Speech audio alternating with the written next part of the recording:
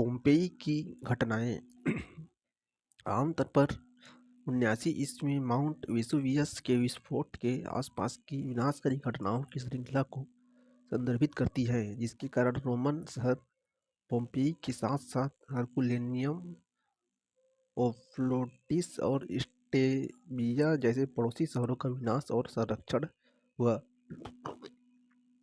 यह मुख्य घटनाओं का अवलोकन दिया गया है। माउंट वेसुवियस का विस्फोट 24 से 25 अगस्त 79 ईस्वी। प्रारंभिक विस्फोट एक बड़े विस्फोटक के साथ शुरू हुआ, जिसने ज्वालामुखी, राख, झावा और गैसों के एक विशाल स्तंभ को आसमान में ऊपर भेजा।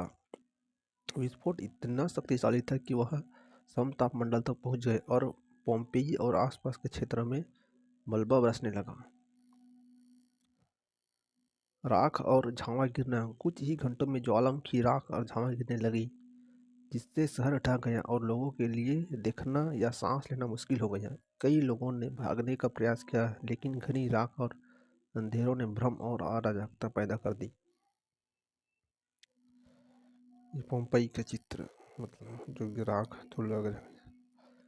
The Yellow River flood that was created by the earthquake and mudslide was the biggest in 10,000 years. चीन का पोम्पेई प्राचीन शहर लाजिया को संदर्भित करता है, जो उत्तर पश्चिमी सीमा में स्थित एक स्थल है जो प्राचीन रोमन शहर पोम्पेई की तरह ही अचानक और विनाशकारी आपदा से बच गया था। लाजिया किंगहाई प्रांत में ग्वांटिंग बेसिन में स्थित है और इसका इतिहास काल से युग लगभग 2000 ईसा पूर्व है। पुरातात्विक स्थल प्राचीन चीन में एक प्रारंभिक कृषि समाज हिजिया संस्कृति से जुड़ा हुआ है। इसे 2000 के दशक की शुरुआत में खोजा गया था। प्रमुख खोजें। प्राकृतिक आपदा। साक्ष्य बताते हैं कि एक बड़े भूकंप के बाद भूस्खलन और उसके बाद आई बाढ़ ने लाजिया को नष्ट कर दिया, जिससे यह मिट्टी और मलबे की एक परत में दब गया और संरक्षित हो गया। अच्छी तरह से संरक्षित कलाकृतियाँ। पुरातत्वविदों ने अच्छी तरह से संरक्षित मिट्टी के बर्तन, उपकरण और अन्य दैनिक जीवन की वस्तुओं की खोज की। मानव अवशेष। कई मानव अवशेष पाए गए जो संकेत देते हैं कि निवासी फंस गए थे और भागने में असमर्थ थे। सांस्कृतिक महत्व। लाजिया प्रारंभिक चीनी सभ्यताओं के बारे में बहुमूल्य जानकारी प्रदान करता है, जिसमें दैनिक जीवन, दफन प्रथाओं, सामाजिक गठन और प्रारंभिक बस्तियों पर प्राकृतिक आपदाओं के प्रभाव के बारे में विवरण शामिल है। पोम्पेई से तुलना। पोम्पेई की तरह अचानक आई आपदा के दौरान लाजिया का संरक्षण शोधकर्ताओं को प्राचीन जीवन की एक झलक पाने की अनुमति देता है, जैसा कि आपदा के समय था। हालांकि पोम्पेई के विपरीत, जिसे माउंट वेसुवियस से ज्वालामुखी राख द्वारा संरक्षित किया गया था, लाजिया को भूकंपीय गतिविधियां और भूस्खलन जमा के संयोजन द्वारा संरक्षित किया गया था। On improving wind energy generation. Bharat में पवन ऊर्जा क्षमता और संभावना। वर्तमान क्षमता और क्षमता। भारत की पवन ऊर्जा क्षमता जमीन से 150 मीटर ऊपर 1163.86 गीगावाट और 120 मीटर पर 695.51 गीगावाट है। भारत स्थापित पवन ऊर्जा क्षमता में वैश्विक स्तर पर चौथे स्थान पर है, जहां वर्तमान में राष्ट्रीय क्षमता का केवल 6.5% ही उपयोग किया जाता है। पवन क्षमता में अग्रणी राज्य हैं। प्रमुख राज्यों में गुजरात, तमिलनाडु, कर्नाटक, महाराष्ट्र, राजस्थान और आंध्र प्रदेश शामिल हैं, जो स्थापित क्षमता का 93.37% हिस्सा है। अकेले तमिलनाडु 20,000 पवन टर्बाइनों के साथ स्थापित क्षमता में 10,603.5 मेगावाट का योगदान देता है।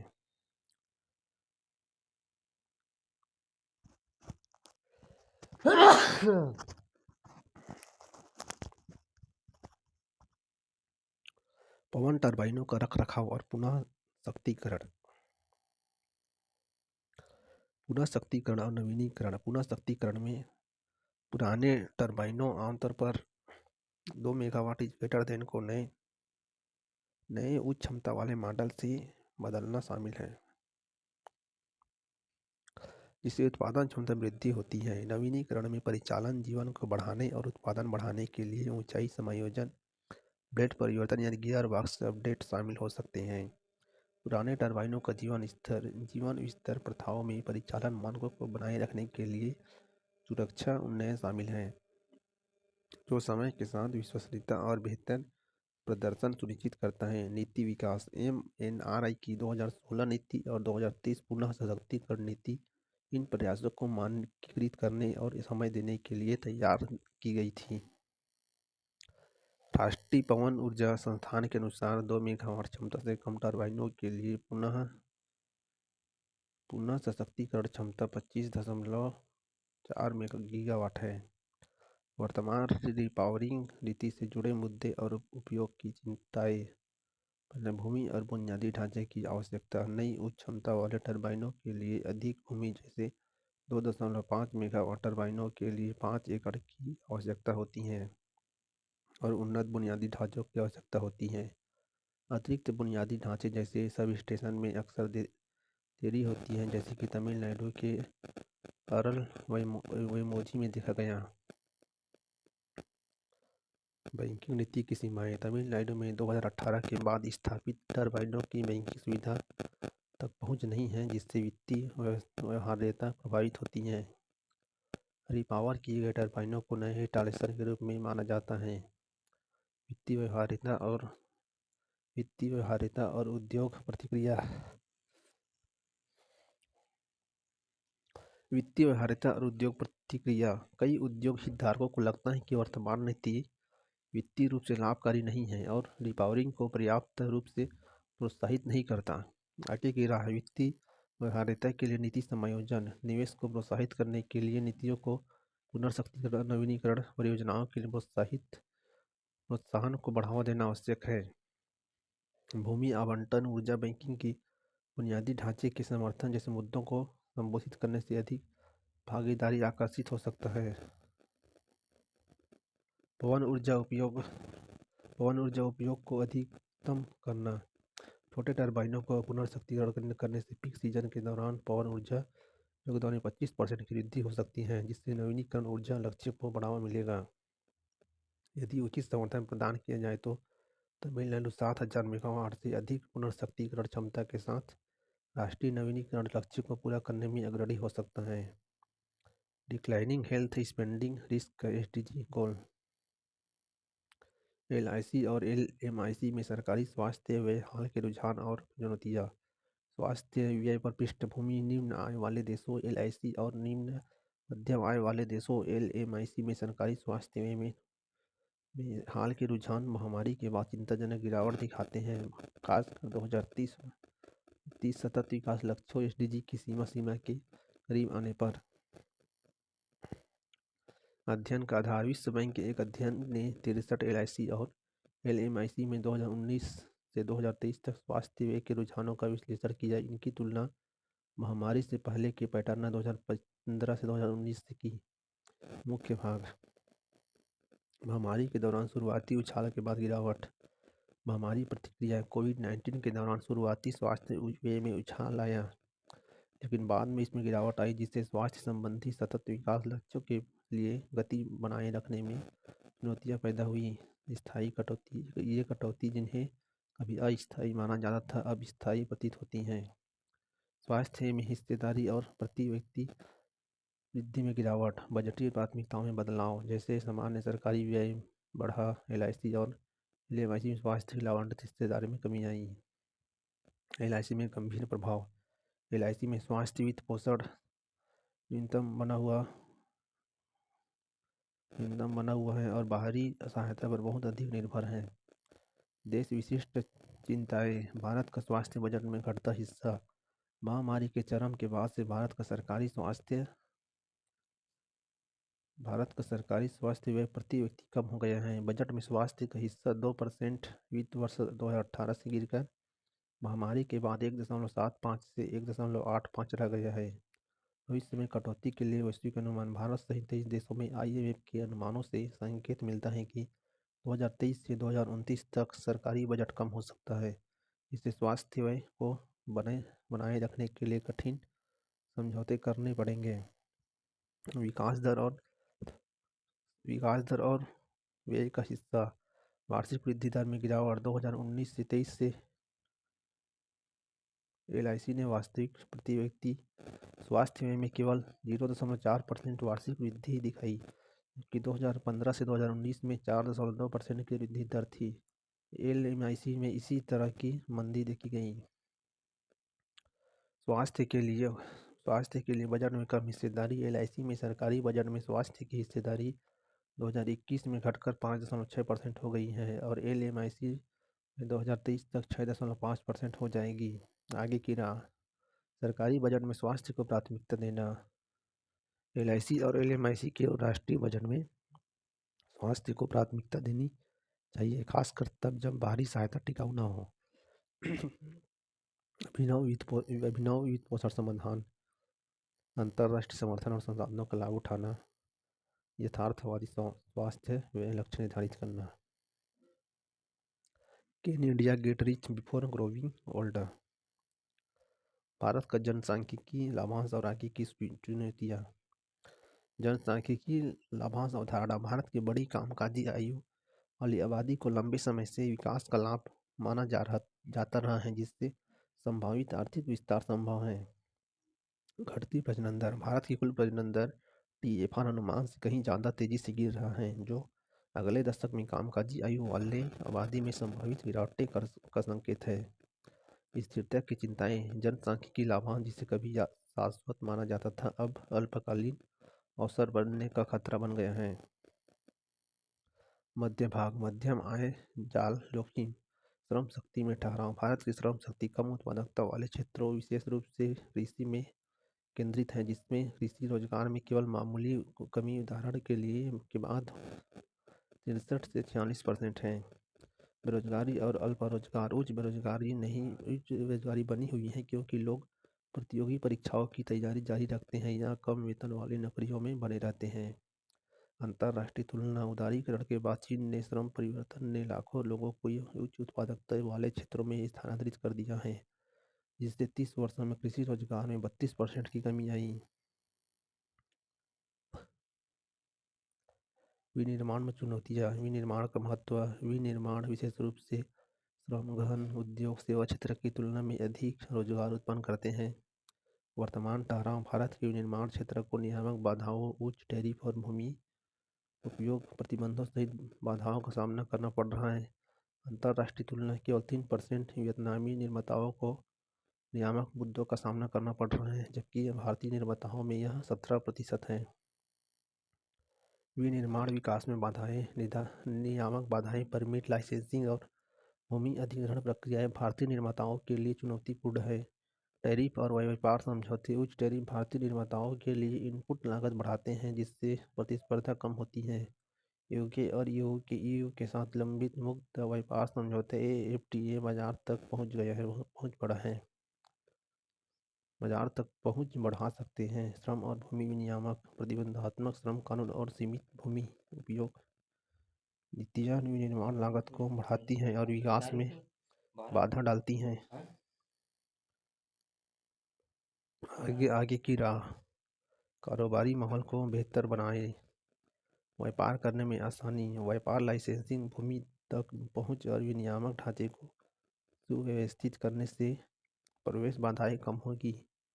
कम टैरिफ। कच्चे माल पर टैरिफ कम करने से विनिर्माण इनपुट सस्ते होंगे, जिससे निर्यात को बढ़ावा मिलेगा। FTA को प्राथमिकता दे। यूके और EU की जैसी प्रमुख भागीदारियों के साथ व्यापार समझौते को अंतिम रूप से भारतीय वस्तुओं के लिए बाजार खुलेंगे। राज्य स्तरीय श्रम और भूमि सुधार। लचीले श्रम कानून। भूमि उपयोग को अनुकूलित करें। कार्य बल के परिवर्तन पर ध्यान केंद्रित करें। कृषि से विनिर्माण की ओर बदलना। चीन के दृष्टिकोण से प्रेरणा लेते हुए भारत को अपने श्रम बल को कृषि से अधिक उत्पादक क्षमता में स्थानांतरित करने के लिए नीति और पहल बनानी चाहिए। महिला कार्यबल को सशक्त बनाना। कपड़ा जैसे उद्योगों में महिलाओं को रोजगार को लक्षित करना, जो ऐतिहासिक रूप से महिलाओं के उच्च प्रतिशत को रोजगार देता है। Calling out exploitating labour dynamic on platform.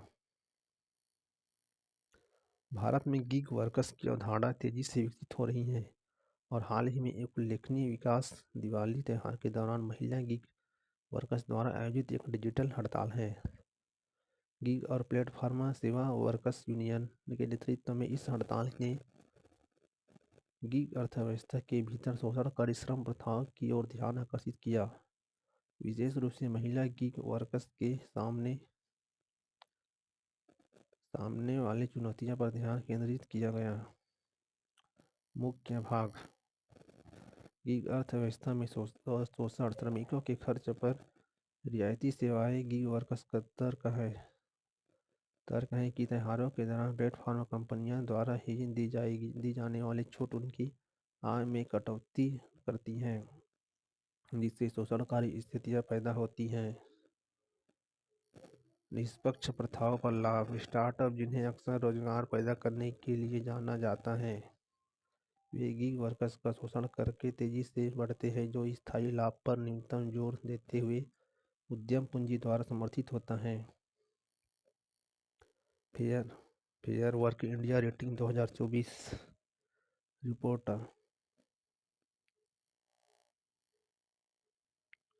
Fair work India rating किसी भी प्लेटफॉर्म ने 10 में से 6 अंक से अधिक हासिल नहीं किए। 5 प्रमुख सिद्धांत का मूल्यांकन किया गया: उचित वेतन, उचित शर्तें, उचित अनुबंध, उचित प्रबंधन और उचित प्रतिनिधित्व। केवल बिग बास्केट और अर्बन कंपनी ने पहला अंक अर्जित किया, किसी भी प्लेटफॉर्म को दूसरा अंक नहीं मिला। पिछले 6 वर्षों में प्लेटफॉर्म वर्कर कलेक्टिवाइजेशन में वृद्धि के बावजूद किसी भी प्लेटफॉर्म ने सामूहिक कर्मचारी निकायों या यूनियनों को मान्यता देने का सबूत नहीं दिखाया। Gig economy. गिग वर्कर वे कर्मचारी हैं जो परंपरागत नियोक्ता कर्मचारी व्यवस्था के बाहर आजीवन में लगे हुए हैं। उन्हें व्यापक रूप से प्लेटफॉर्म और गैर प्लेटफॉर्म आधारित श्रमिकों में वर्गीकृत किया जा सकता है।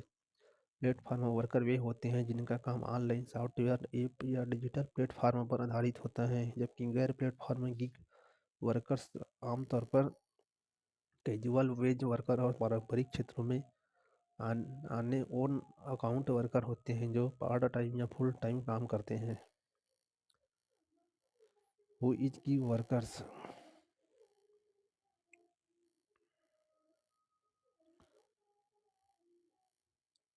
गिग सेक्टर के प्रमुख चालक: कहीं से भी काम करने की सुविधा, कार्य दृष्टिकोण बदलना, व्यापार प्रतिदर्श, एक स्टार्टअप संस्कृति का उद्भव, संविदा कर्मचारियों की बढ़ती मांग, इंटरनेट और मोबाइल प्रौद्योगिकी का उदय, आर्थिक उदारीकरण।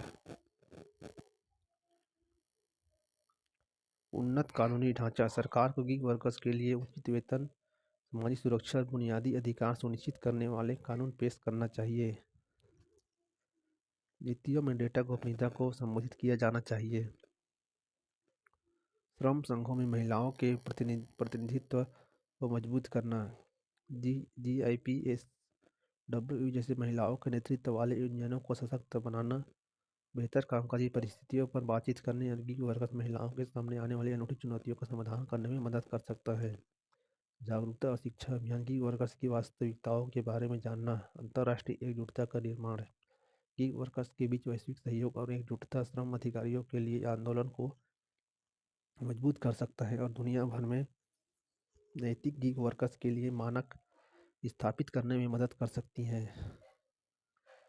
डिस्टेंस नेबर्स परिचय। भारत और पाकिस्तान के बीच क्रिकेट मैच अक्सर बहुत ही रोमांचक होते हैं, जो दोनों देशों के बीच राजनीतिक तनाव के कारण बहुत अधिक ध्यान आकर्षित करते हैं। हाल ही में भारत ने आधिकारिक तौर पर अंतर्राष्ट्रीय क्रिकेट परिषद (ICC) को 2025 ICC चैंपियन ट्रॉफी के लिए पाकिस्तान की यात्रा न करने के अपने निर्णय की जानकारी दी, जिससे सीमा पार क्रिकेट संबंधों के बारे में चर्चा फिर से शुरू हो गई। मुख्य बातें: ऐतिहासिक संदर्भ और निलंबित द्विपक्षीय श्रृंखला। भारत ने कराची में 2008 एशिया कप के बाद से पाकिस्तान का दौरा नहीं किया है। राजनीतिक तनाव के कारण द्विपक्षीय श्रृंखलाएं बंद कर दी गई हैं, जिसमें 17 स्थानों पर ICC आयोजनों तक ही सीमित मैच खेल गए हैं। सुरक्षा संबंधी चुनौतियां: लाहौर में श्रीलंकाई क्रिकेट टीम पर 2009 में हुए हमले के बाद से पाकिस्तान में आने वाली टीमों की सुरक्षा पर सवाल उठ रहे हैं। हालांकि कई देशों ने दौरे फिर से शुरू कर दिए हैं। सुरक्षा पर भारत का रुख 2008 के मुंबई हमलों से प्रभावित था, जिसके कारण द्विपक्षीय क्रिकेट में लंबे समय तक रुकावट आई। 2025 आईसीसी चैंपियन ट्रॉफी और भारत का रुख, तटस्थ स्थलों के लिए भारत का प्रस्ताव। 2023 एशिया कप की तरह जहां भारत ने श्रीलंका में खेला था, भारत ने अपने चैंपियन ट्रॉफी खेलों को यूएई में आयोजित करने का अनुरोध किया है। भारत के गृह मंत्री के बेटे जय शाह, जो बीसीसीआई सचिव और आईसीसी के भावी अध्यक्ष हैं, इस राजनीतिक और रणनीतिक निर्णय को प्रभावित कर सकते हैं। पाकिस्तान के कूटनीतिक इशारे। पाकिस्तान ने पहले प्रस्ताव दिया था कि भारत केवल लाहौर में खेल सकता है, जिससे अन्य शहरों से बचकर सुरक्षा जोखिम कम हो जाएगा। भारत में 2023 आईसीसी विश्व कप में पाकिस्तान की भागीदारी भी एक सद्भावनापूर्ण इशारा थी, जिसमें सीमा पार क्रिकेट संबंधों के लिए पारस्परिकता की उम्मीद थी। पूर्व क्रिकेटरों और अधिकारियों के दृष्टिकोण। कई पूर्व भारतीय क्रिकेटर सुरक्षा और राजनीतिक स्थिरता पर चिंता व्यक्त करते हुए पाकिस्तान के दौरे से बचने का समर्थन करते हैं। हालांकि Pakistan cricket board PCB Pakistan और यूएई के बीच विभाजन टूर्नामेंट व्यवस्थाओं के लिए खुला है। खिलाड़ियों और क्रिकेट भावनाओं पर प्रभाव। विराट कोहली जैसे रिटायर खिलाड़ियों ने पाकिस्तान के खिलाफ टेस्ट मैच खेलने का अवसर खो दिया है, जो एक महत्वपूर्ण खेल प्रतिद्वंदिता की अनुपस्थिति को उजागर करता है। भू राजनीतिक तनाव। खेलों में होने वाले संभावित उत्साह और एकता को दबा देते हैं, जिससे दोनों टीमों की उच्च दाव वाले खेल में प्रदर्शन करने की क्षमता प्रभावित होती है। आगे का रास्ता। तटस्थ स्थल समझौता। पाकिस्तान और यूएई के बीच विभाजित टूर्नामेंट एक व्यवहारिक समाधान हो सकता है, जिससे पाकिस्तान को खिलाड़ियों की सुरक्षा सुनिश्चित करते हुए आंशिक रूप से मेजबानी अधिकार बनाए रखने की अनुमति मिल सके। राजनीतिक और खेल को संतुलित करने में आईसीसी की भूमिका। आईसीसी को सभी टीमों की सुरक्षा और हितों को सुनिश्चित करने के लिए मध्यस्थता करनी चाहिए। जटिल राजनीतिक गतिशीलताओं को नेगेटिवेट करते हुए क्रिकेट की भावना को बढ़ावा देना चाहिए। भविष्य में के भारत पाकिस्तान मैचों के लिए तटस्थ स्थलों के लिए एक रूपरेखा बनाने से क्रिकेट की प्रतिस्पर्धा भावना को बनाए रखने में मदद मिल सकता है। भविष्य के कूटनीतिक प्रयास। सीमा पार के खेल कूटनीतिक पुल के रूप में काम कर सकते हैं और दोनों देश सद्भावना को बढ़ावा देने के लिए सीमित द्विपक्षीय जुड़ाव को भी फिर से शुरू करने की दिशा में काम कर सकते हैं। सुरक्षा प्रोटोकॉल को मजबूत करना और तीसरे पक्ष की मध्यस्थता के माध्यम से विश्वास को बढ़ावा देना भविष्य में द्विपक्षीय श्रृंखलाओं को सक्षम कर सकता है, जिससे इस प्रतिष्ठित प्रतिद्वंदिता को पुनर्जीवित किया जा सकता है। निष्कर्ष। भारत पाकिस्तान क्रिकेट प्रतिद्वंदिता राजनीतिक जटिलताओं से बहुत प्रभावित है, खासकर आगामी 2025 चैंपियन ट्रॉफी के संदर्भ में। चुनौतियों के बावजूद तटस्थ स्थानों और आईसीसी की भागीदारी जैसे संभावित समाधान खेल की भावना को जोखिम में रखने में मदद कर सकता है, जिससे प्रशंसकों और खिलाड़ियों को प्रतिष्ठित भारत पाकिस्तान के प्रदर्शन की झलक मिल सकती है।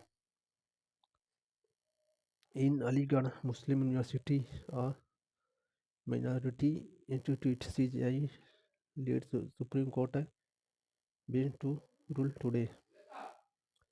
भारतीय संविधान का अनुच्छेद 30। इसमें ऐसे प्रावधान शामिल हैं जो समानता के सिद्धांत को ध्यान में रखते हुए देश में अल्पसंख्यक समुदाय के विभिन्न अधिकारों की रक्षा करते हैं।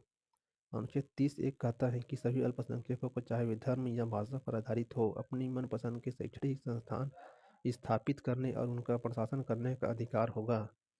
अनुच्छेद 30(1)(a) अल्पसंख्यक समूहों द्वारा स्थापित किसी भी शैक्षणिक संस्थान की संपत्ति के अधिग्रहण के लिए राशि के निर्धारण से संबंधित है। अनुच्छेद 30(2) कहता है कि सरकार को सहायता देते समय किसी भी शैक्षणिक संस्थान के साथ इस आधार पर भेदभाव नहीं करना चाहिए कि वह अल्पसंख्यकों के प्रबंधन के अधीन है। एएमयू के लिए अल्पसंख्यक दर्जों का क्या मतलब है?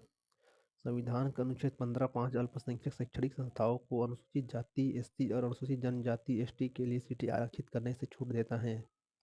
चूँकि एएमयू का अल्पसंख्यक दर्जे न्यायालयों में विचाराधीन है और 2006 में सुप्रीम कोर्ट ने इस यथास्थिति बनाए रखने का निर्देश दिया था, इसलिए विश्वविद्यालयों में SC/ST कोटा नहीं है।